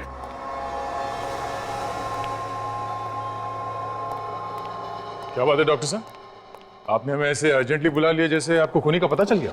बिल्कुल दया, मुझे पता चल गया है कि इस जले हुए आदमी को किसने मारा। अरे तो फिर फटाफट उसका नाम बताइए ना, जाके गिरफ्तार कर लेते हैं उसे। नहीं अभिजीत, उसे गिरफ्तार करने के लिए कहीं जाने की जरूरत नहीं, वो यही है हमारे बीच। कैसी बातें कर रहे डॉक्टर साहब, यहाँ तो हम लोगों के अलावा और कोई नहीं है ना? और कोई भी है? ये समीर, बॉस इस समीर ने मारा है इसे। ये देखो, ये जो स्वीटनर की बोतल तुम लोगों को मिली है गोदाम में से, बॉस इसी किस्म का स्वीटनर मुझे इस समीर के पेट में से मिला है। हो सकता है कि समीर जब इस लाश को गोदाम में रख रहा था, ये स्वीटनर की बोतल इसकी जेब में से गिर गई। हो सकता है डॉक्टर साहब किसी और ने ये स्वीटनर वहां रख दिया, सिर्फ समीर को फंसाने के लिए। हाँ, सभी लोगों को मालूम होगा कि समीर ऐसा स्वीटनर इस्तेमाल करता था, पर ऐसा स्वीटनर तो कहीं भी मिल सकता है दुकान में। मिल सकता है अभिजीत, ऐसा स्वीटनर तो मिल सकता है, मगर ये जो प्लास्टिक, जिस प्लास्टिक में इस लाश को लपेट करके रखा गया था जलाने से पहले, इस प्लास्टिक पे मुझे इस समीर की उंगलियों के निशान मिले। लेकिन डॉक्टर साहब, जब इस आदमी की लाश जलाई जा रही थी तब ये समीर ऑडिटोरियम के अंदर था, केशु के साथ लड़ रहा था, तो फिर इसकी लाश किसने जलाई? हो सकता है इस खून में समीर के साथ उसका कोई पार्टनर मिला हुआ। हाँ, ये हो सकता है। चलो अभी तक का केस सॉल्व हो गया है। इस आदमी को समीर ने मारा और समीर को केशु ने मारा। अब सिर्फ हमें यह पता लगाना कि समीर का वो पार्टनर कौन है जिसने इस आदमी को जलाया है। 1 मिनट अभिजीत, केस अभी सॉल्व नहीं हुआ बॉस। समीर की मौत का कारण केशु नहीं है, इसकी मौत का कारण कोई दूसरा आदमी। क्या मतलब? समीर की मौत केशु के मुक्के की वजह से हुई है? मानता हूं दया, केशु का मुक्का एक वजह है, मगर इस समीर की मौत का असली कारण वो आदमी है जिसकी वजह से इस समीर का दिल इतना बड़ा हो गया कि एक मामूली सी लड़ाई में भी बेचारा मारा गया। तो फिर वो आदमी कौन है जिसकी वजह से इस समीर को दिल की बीमारी हुई? बॉस, वो आदमी ऐसा है जिसने इस समीर के स्वीटनर में एक खास किस्म का ड्रग मिलाया है। स्वीटनर में ड्रग? हाँ दया, हमें इस समीर के स्वीटनर में एक खास किस्म का ड्रग मिला है, रे ऑल सॉप नाम का, जिसकी वजह से इसके दिल का साइज इतना बड़ा हो गया कि एक मामूली से झगड़े में भी ये बेचारा मारा गया। तो ये भी तो हो सकता है कि जिस आदमी ने इसके स्वीटनर में ड्रग्स मिलाई है उसे ये भी मालूम हो कि केशु समीर से लड़ने आने वाला है। हो सकता है, बिल्कुल हो सकता है। उस आदमी को पता होगा इस बात का और इसीलिए उसने इसके स्वीटनर में वो ड्रग मिला दी ताकि केशु आए, एक मामूली सा झगड़ा हो और इसकी मौत हो जाए। थैंक यू सावंके साहब, thank you very much.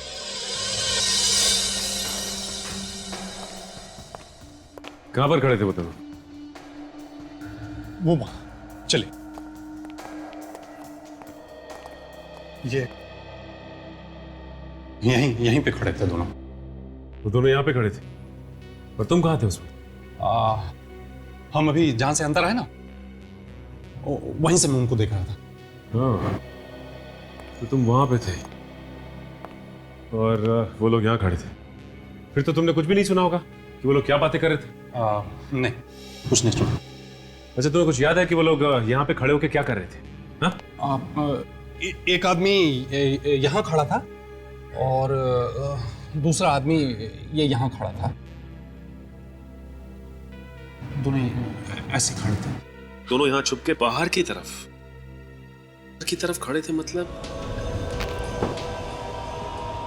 Abhijit, ये देखो पुराना अखबार मैट्रेस के नीचे छुपा के रखा था। शायद कोई जरूरी बात छपी है इसमें। पढ़े पढ़े बिल्कुल गेस क्या है, क्या हो सकता है? कराटे चैंपियन, ये फोटो में किसी को कराटे का अवार्ड मिल रहा है। ये समीर भी तो कराटे का स्टूडेंट है। ये समीर, फोटो बिल्कुल घिस गई है, पता नहीं चल रहा है। जबलपुर टाइम्स से काम करते हैं, इस अखबार के ऑफिस से इस आर्टिकल की एक साफ कॉपी मंगवा लेते हैं, पता चल जाएगा चक्कर क्या है। लगता है ये सारे पेपर्स उन्हीं दोनों ने जलाए जिसे केशु ने वहां पे देखा था। हाँ सर, जरूर इन कागजों में सबूत छुपा होगा, तभी तो जला के राख कर दिया इसे। हाँ निखिल, सीआईडी तो राख में से भी कुछ ना कुछ ढूंढ लेती है। देखते हैं क्या मिलता है।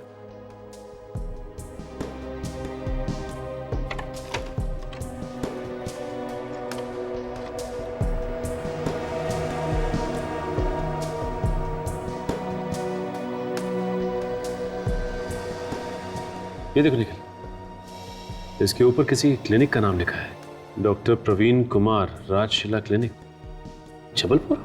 सर कहीं इस लिफाफे में खूनी की मेडिकल रिपोर्ट तो नहीं थी? हो सकता है निखिल, ये तो हमें जबलपुर जाने के बाद ही पता चलेगा। अभिजीत सर? हाँ सर।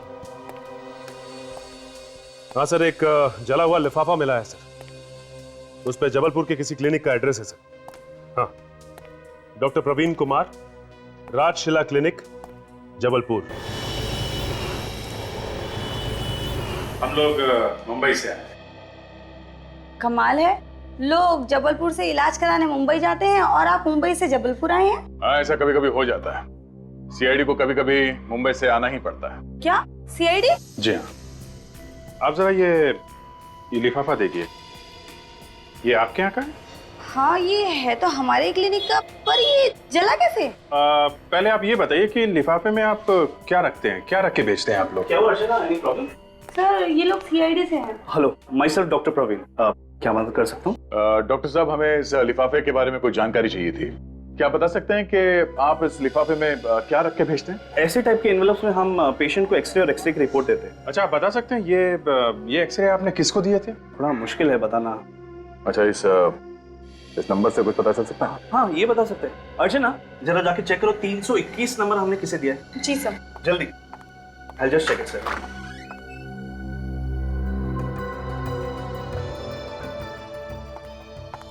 मिल गया सर, देखिए यहाँ पे समीर कुमार लिखा है। समीर का नाम? पर किसी ने समीर के एक्सरेज क्यों जलाए होंगे? उन एक्सरेज में कुछ खास बात होगी, तभी खूनी ने उन्हें जला दिया है। डॉक्टर साहब जी, इन एक्सरेज के डुप्लीकेट कॉपीज मिल सकते हैं? बिल्कुल मिल जाएंगे सर।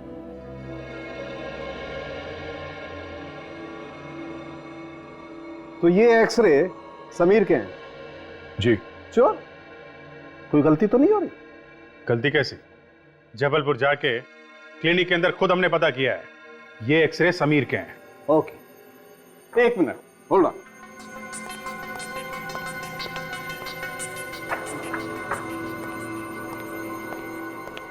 बॉस, अगर ये एक्सरे समीर के हैं तो फिर ये एक्सरे किसके हैं? ये एक्सरे से जले हुए आदमी के हैं जो डॉक्टर तारिका ने निकाले थे। बिल्कुल बिल्कुल वही एक्सरे। तो भाई साहब मेहरबानी करके आप जरा ये एक्सरे मैच करके देखिए।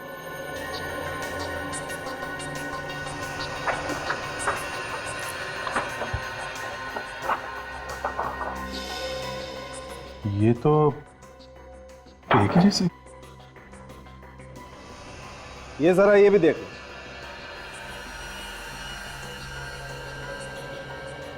माय गॉड, ये सारे एक जैसे एक्सरे हैं। एक जैसे नहीं है बॉस, एक ही आदमी के हैं। इस आदमी क्या? इस आदमी के? मगर क्लिनिक वालों ने बताया कि ये एक्सरे समीर के हैं। तो फिर यही असली समीर होगा। अगर ये असली समीर है तो फिर ये कौन है? नकली समीर? मतलब इस आदमी ने इसको मारा क्योंकि ये इस असली समीर की जगह लेना चाहता था। मगर क्यों, किस लिए? अब समझ में आया सर।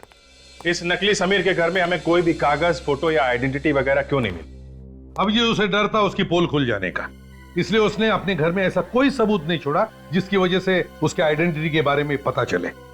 सर हमें अखबार के ऑफिस से फोटो मिली।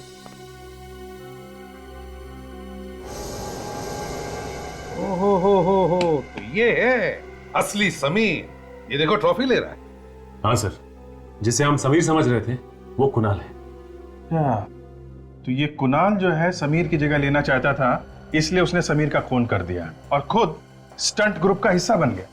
हाँ सर, और ऑडिटोरियम में समीर को कोई भी नहीं जानता था, इसलिए कुणाल को ही असली समीर समझ बैठे। अभिजीत, अगर कुणाल ने समीर को मारा है तो फिर कुणाल को किसने मारा? वो कौन है जिसने कुणाल को रियोल सॉप नाम का ड्रग दिया, जिसकी वजह से कुणाल का हार्ट बड़ा हो गया? सर ये कुणाल का पार्टनर ही होगा जिसने समीर की लाश जलाई, क्योंकि जब समीर की लाश बाहर जलाई जा रही थी तो कुणाल केशु के साथ अंदर फाइट कर रहा था। तो फिर अभिजीत, ये ऑडिटोरियम वालों से ही पूछते हैं कि कुणाल का असली पार्टनर है कौन? एक आदमी इतने दिनों तक नकली समीर बनकर यहाँ पे कराटे सीखता रहा और आप लोगों में से किसी को कुछ भी पता नहीं चला? सर सचमुच हमें पता नहीं था। दरअसल एक टीवी कॉन्टेस्ट जीतने के जरिए वो हमारे ग्रुप में शामिल हुआ था। देखो ये सब बहाने बंद करो, कम से कम उसका आईडी तो देख सकते थे कि असली है कि नकली। हाँ सर हमें क्या पता था कि कोई आदमी हमारी टीम में शामिल होने के लिए इतनी लंबी प्लानिंग कर सकता है। पर प्लानिंग तो की है ना उसने, और खून भी किया है उस कुणाल ने। सर क्या कहा आपने? कुणाल? हाँ कुणाल, वो जो यहाँ पे नकली समीर बना हुआ था वो उसका नाम कुणाल है। समीर कुणाल? ये कुणाल का नाम सुन के तुम सबके चेहरे का रंग क्यों उड़ गया? है? सर दरअसल कुणाल नाम का एक शख्स हमारा बहुत बड़ा पागल फैन था। हाँ सर, वो हमेशा हमें फोन किया करता था और कहता था कि वो हमारा ग्रुप ज्वाइन करना चाहता है। अच्छा? हाँ सर। फिर? जी, पर जब हमने उसे कहा कि ग्रुप में जगह नहीं है तो वो गुस्से से आग बबूला हो गया और हम सबको उसने जान से मारने की धमकी देने लगा। जान से मारने की धमकी? कमाल है सर, एक आदमी कराटे सीखने के लिए इस हद तक गिर सकता है कि लोगों को जान से मारने की धमकी देने लगे। खूनी नॉर्मल लोगों की तरह नहीं सोचते सचिन, उनका दिमाग टेढ़ा होता है। खोपड़ी घूम गई तो कुछ भी कर सकते हैं। और इस कुणाल को किसने मारा? आप लोग कुणाल के किसी दोस्त को जानते हैं? नहीं सर। सर इस अखबार के ऑफिस से कुणाल का एड्रेस मिल सकता है। ठीक है, फिर उसके घर चल के ही पूछते हैं कौन है वो आदमी जो कुणाल का खून कर सकता है। हमें तो यकीन ही नहीं आता कि कुणाल ऐसा कर सकता है। वो किसी का खून कर सकता है। खून तो उसने किया ही है। कराटे सीखने के जुनून में उसने एक मासूम की जान ली है। कराटे सीखने का जुनून तो उसे बचपन से था सर, लेकिन हमें क्या मालूम था कि उम्र के साथ साथ उसका ये जुनून पागलपन बन जाएगा। अब कुणाल तो नहीं रहा, पर उसका खूनी अभी भी आजाद घूम रहा है। क्या आपको किसी पे शक है? कौन मार सकता उसे? देखिए, कुणाल तो अब रहा नहीं है, तो बेहतर होगा अगर आप लोग कुछ जानते हैं तो खुल के बता दीजिए। कुणाल की एक दोस्त थी, मालिनी। वो उसे बहुत प्यार करती थी और कुणाल ने भी उससे शादी का वादा किया था। तो फिर कुणाल ने वादा तोड़ दिया? हाँ, सिर्फ वादा ही नहीं तोड़ा, बल्कि रिश्ता ही खत्म कर दिया। बेचारी का दिल तोड़ दिया। क्यों? कुणाल ने ऐसा किया क्यों?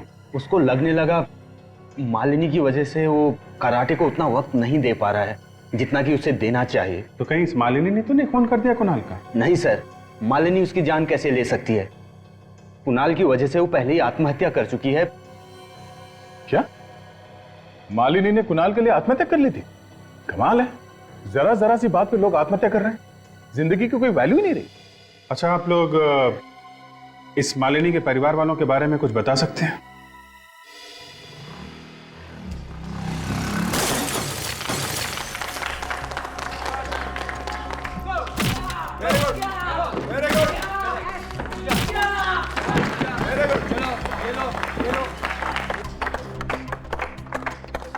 नहीं, कोई बात नहीं, आप लोग अपनी प्रैक्टिस जारी रखें।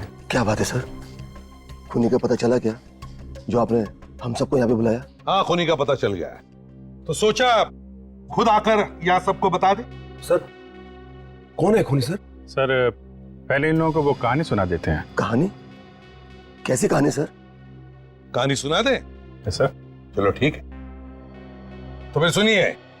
ये कहानी है समीर नाम के एक लड़के की, जिसने एक टीवी शो जीता था, जिसकी वजह से उसे यहां आकर कराटे सीखने का मौका मिल गया।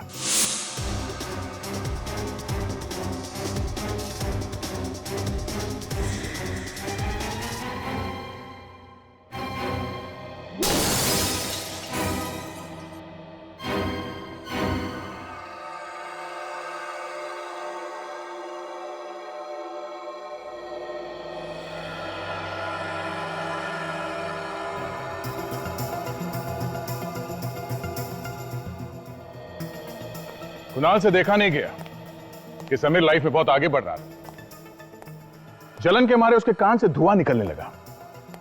उसने एक प्लान बनाया। उसने प्लान बनाया कि समीर को मार देता हूं और मैं उसकी जगह ले लेता हूं।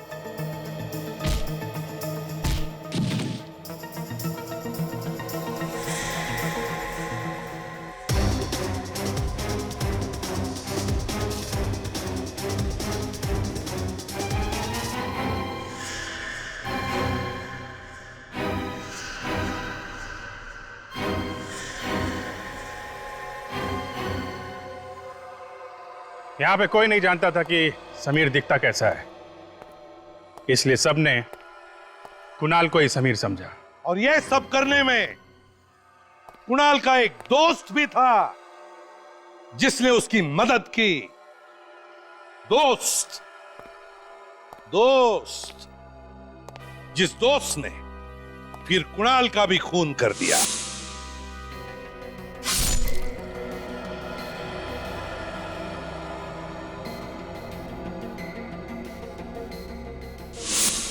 लेकिन ये दोस्त है कौन? ये वो आदमी है जिसकी बेटी ने कुणाल की वजह से आत्महत्या कर ली थी। अपनी बेटी की मौत का बदला लेने के लिए वो यहां तक पहुंच गया। आत्महत्या?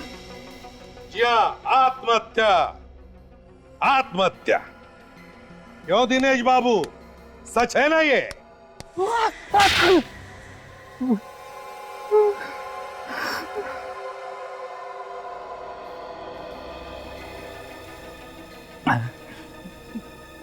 मैंने जो किया उसका मुझे कोई अफसोस नहीं है। बेटी की मौत का बदला दूसरे का खून करके नहीं लिया जाता।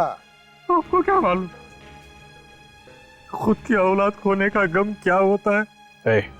इनसे ये मत पूछना कि औलाद खोने का गम क्या होता है। अपने बेटे को अपने हाथ से गोली मारी इन्होंने, और उस वक्त सर के लिए ड्यूटी पहले थी, बेटा बाद में। तुम्हारी तरह नहीं कि बदले की आग में खून करने निकल पड़े। यहाँ के तुमने कुणाल से दोस्ती कर ली? उससे दोस्ती भी कर ली और समीर का खून करने के लिए भी तैयार हो गए। कुणाल समीर से पहले यहाँ आया था। मैं सर समीर, आपसे बात हुई थी। हेलो समीर। हेलो। हाय समीर। सर रिसेंट जो टीवी शो था मैंने वो जीता था और आपका ग्रुप ज्वाइन करने की मेरी दिली तमन्ना थी। उसका विश्वास जीतने के लिए मैंने यही सफाई कामगार की नौकरी कर ली।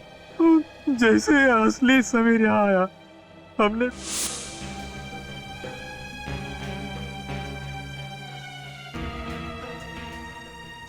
समीर का सारा सामान जला दिया ताकि कोई सबूत न बचे, है ना?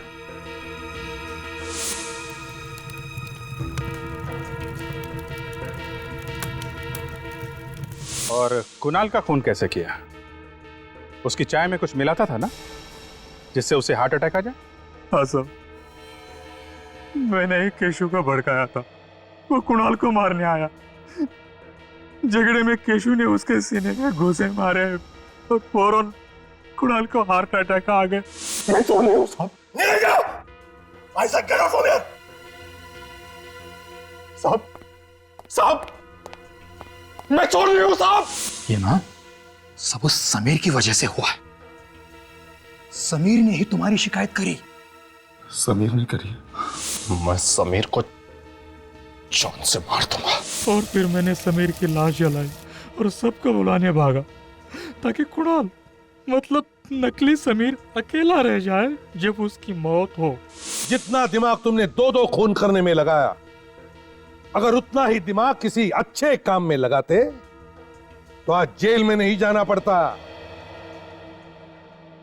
अब 15-20 साल तक जेल में सड़ते रहे ना, तब तक फांसी का ऑर्डर आएगा ही आएगा।